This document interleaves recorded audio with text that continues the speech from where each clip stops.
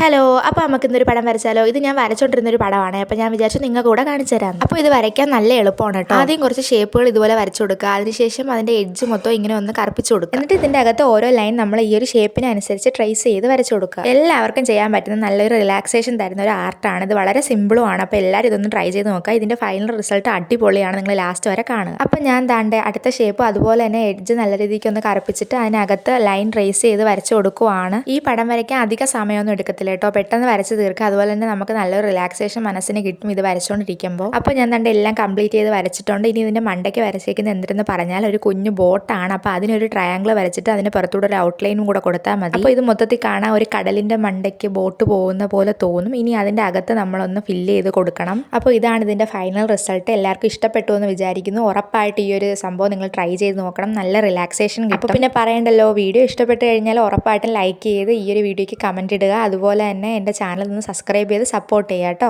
അപ്പോൾ ഇതുപോലുള്ള വീഡിയോസൊക്കെ ആയിട്ട് ഞാൻ വീണ്ടും വരാം. അപ്പോൾ അതുവരെ ടാറ്റാ.